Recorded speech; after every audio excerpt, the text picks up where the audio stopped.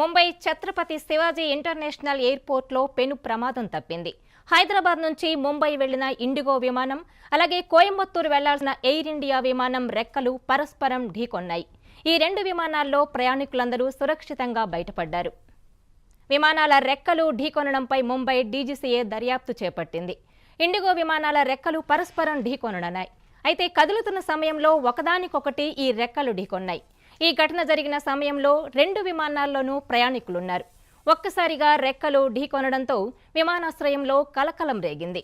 అయితే ఈ ఘటనలో రెండు విమానాల్లోని ప్రయాణికులు సురక్షితంగా బయటపడ్డారు.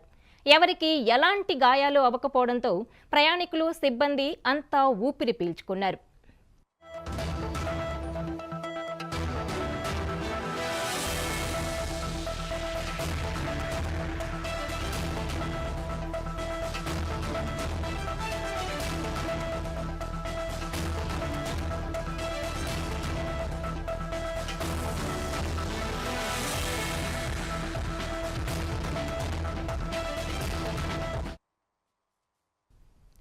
ఎయిర్ ఇండియాకు చెందిన AI-2732 విమానం తమిళనాడులోని కోయంబత్తూరుకు వెళ్లేందుకు పార్కింగ్ బే నుంచి రన్వే దిశగా కదులుతోంది. అదే సమయంలో హైదరాబాద్ నుంచి ల్యాండ్ అయిన ఇండిగో విమానం పార్కింగ్ బే వైపు వెళ్తోంది. ఈ సమయంలో వాటి రెక్కలు పరస్పరం ఢీకొన్నాయి. రెండు విమానాల రెక్కలు పాక్షికంగా దెబ్బతిన్నాయని, ఈ ఘటనపై దర్యాప్తు చేస్తున్నట్లు తెలిపింది డీజీసీఏ.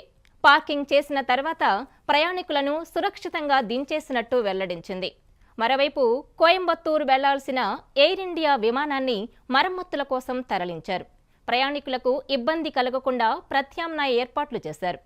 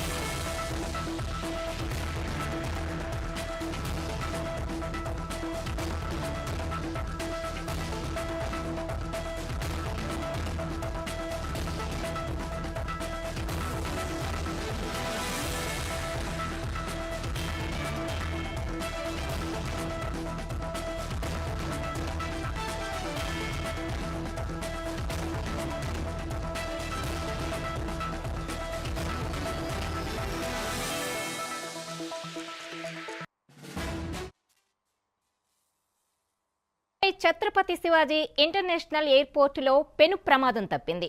రన్వేపై ఎయిర్ ఇండియా విమానం, ఇండిగో విమానాల రెక్కలు పరస్పరం ఢీకొన్నాయి.